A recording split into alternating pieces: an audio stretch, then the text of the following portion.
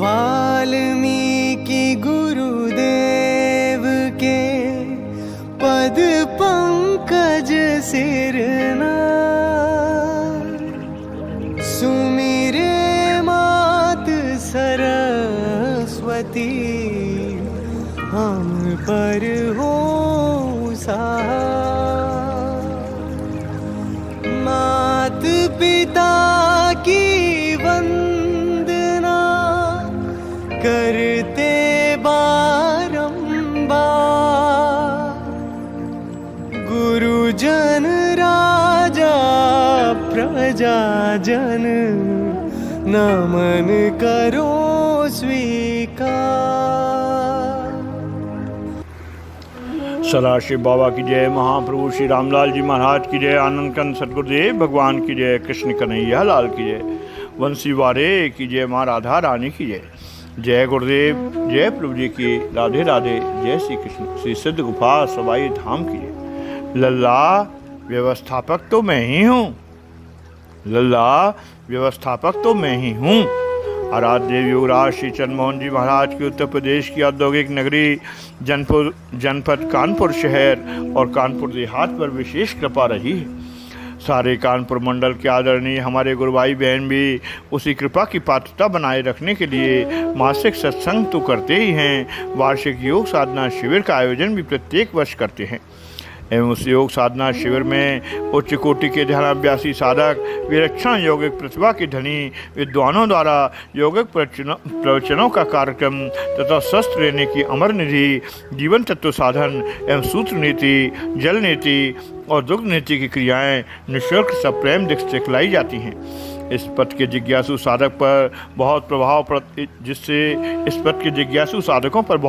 पड़ता है एवं भगवान सदाशिव के सिद्ध योग दरबार से जुड़े बिना कोई नहीं रह सकता। इस वार्षिक योग साधना शिविर का संचालन यद्यपि योगेश्वर द्वय के संकल्प से ही चल रहा है, तथापि कानपुर का हमारा प्रत्येक आदरणीय एवं प्रिय गुरु भाई बहन, विशेष रूप से श्री के.एन. राय एवं श्री पी.सी. सवता जी की युगल जोड़ी, श्री सिद्ध योग प्रचार प्रसार कानपुर मंडल की कार्यकारिणी के सदस्यों के साथ प्रशंसनीय एवं अनुकरणीय है। योग विद्या के गहन एवं गूढ़ रहस्यों को सरल भाषा के द्वारा, सरल सुबोध एवं हृदय ग्राह्य वाणी द्वारा उसे जन साधारण को समझाने की कला में निपुण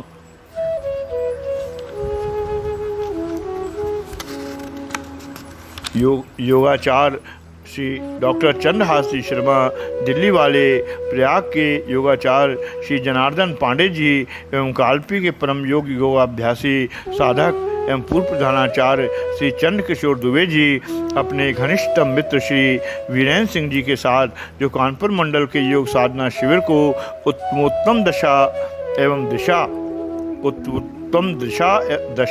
दिशा प्रदान करते हैं, अवश्य ही श्री योगेश्वर द्वय के विशेष कृपापात्र शिष्य हैं। अनाथों के नाथ योगेश्वर द्वय के श्री चरणों में बारंबार प्रणाम के साथ प्रार्थना है, उपरोक्त सभी के ऐसे पवित्र विचार सदैव बनाए रखने की कृपा की जाए। अब मैं आपका ध्यान उपरोक्त प्रसंग की तरफ लाना चाहता हूँ, जो इस कृपा प्रसंग का मुख्य अंश है। यह कृपा प्रसंग सन 2010 अप्रैल महीने की 7 तारीख का है। कानपुर जनपद के घाटमपुर तहसील के एक छोटे से गांव में श्री शिव प्रसाद सिंह जी अपने परिवार के साथ निवास किया करते हैं। परिवार तो भरा पूरा है, परंतु सांसारिक विपत्तियां भी कम नहीं थीं। सांसारिक एक विपत्ति से अभी पूर्ण रूप में छूट ही नहीं पाए कि दूसरी आकर उपस्थित हो जाती थी। सांसारिक विपत्तियों से वे परेशान हो गए थे। इनका परिवार आस्तिक था एवं घर के पूजा गृह में प्राय सभी देवी देवताओं जैसे श्री राम, श्री कृष्ण, श्री शिव जी, श्री विष्णु जी, श्री हनुमान जी एवं माँ जगत जननी माँ दुर्गा का स्वरूप रखकर उनकी पूजा अर्चना अगरबत्ती दिखाकर की जाती थी। परंतु विपत्तियों का सिलसिला लगा रहता था। 7 अप्रैल को प्रातःकाल ही श्री शिव प्रसाद सिंह जी की मुलाकात एक नवयुवक से उनके गाँव के शिव मंदिर के पास हुई। उसने बिना किसी परिचय के श्री शिव प्रसाद सिंह जी से प्रश्न किया, अंकल आप परेशान से दिख रहे हैं। शिव प्रसाद सिंह जी ने उस बालक से कहा, बेटा, हाँ बेटा, मैं बहुत परेशान तो बहुत हूँ, सभी देवताओं की पूजा भी करता हूँ, परंतु कोई लाभ नहीं हो रहा है। उस बालक ने कहा, अंकल आपकी परेशानी अभी तब तक है जब तक आप योग पुष्ण के से सिद्ध गुफा सवाई धाम जाकर योगेश्वर द्वय के चरणों में प्रणाम निवेदित नहीं करते हैं। शिष्य प्रसाद सिंह जी ने पूछा कि बेटा यह सवाई आश्रम कहाँ पर स्थित है। उस बालक ने बताया कि कानपुर से टूंडला चले जाना, टूंडला से आगरा रोड पर एतमादपुर कस्बा है जो तहसील हेडक्वार्टर भी है, वहाँ से बरहन गांव को सड़क जाती है, उसी सड़क पर 1 किलोमीटर की दूरी पर यह योग कुशल केंद्र से सिद्ध गुफा सवाई आश्रम है।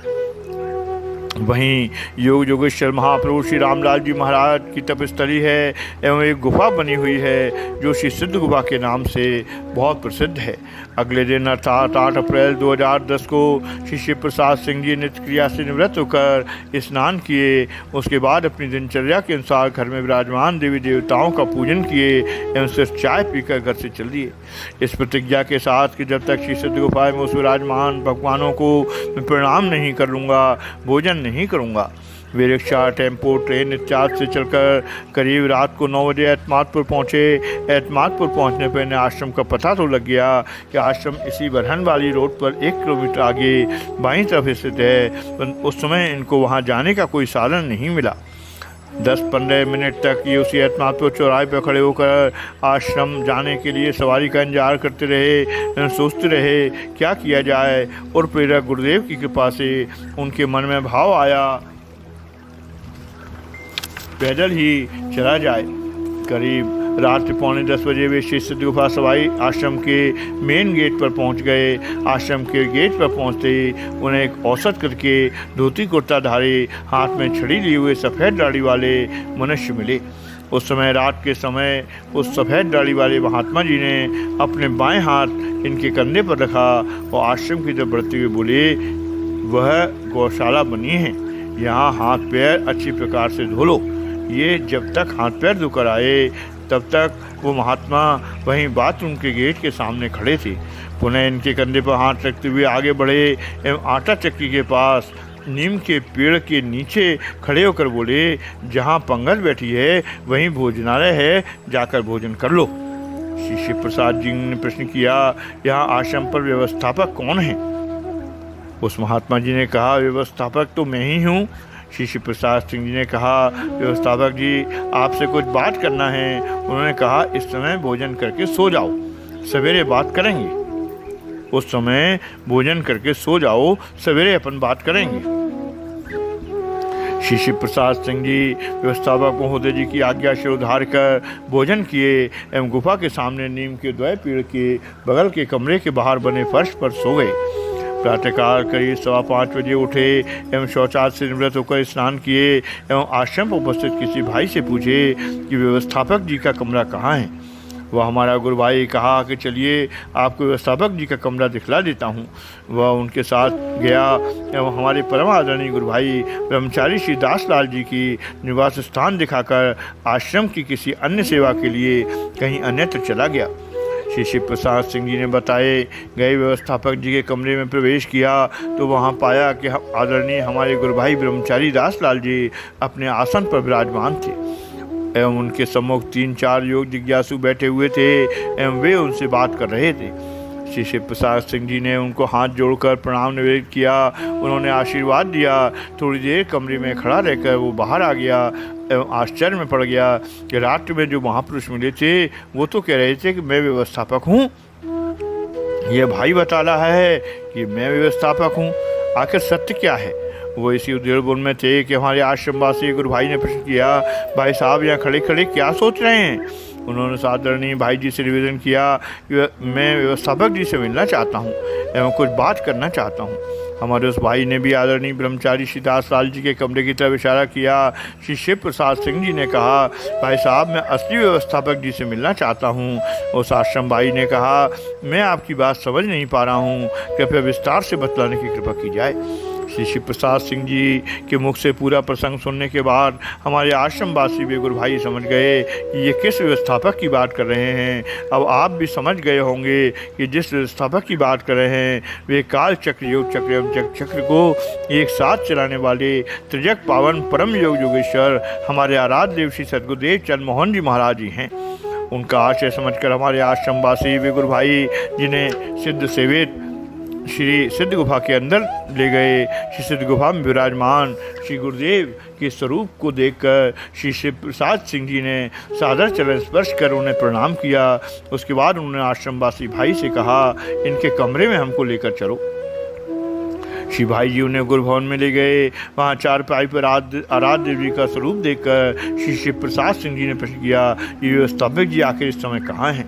तदनंतर हमारे आश्रमवासी भाई ने उनके 25 जून 90 को लीलावसान की घटना का वर्णन सुनाया। पहले तो उसे विश्वास ही नहीं हुआ, जब विश्वास हुआ तो घंटों रोता रहा। उसके बाद 2 दिन आश्रम पर रहा, आरती पूजा करता रहा एवं फिर चला गया। अब हम श्री प्रभु जी के युगल चरणों में प्रणाम के साथ इसके प्रसंग को यहीं विश्रामित करते हैं।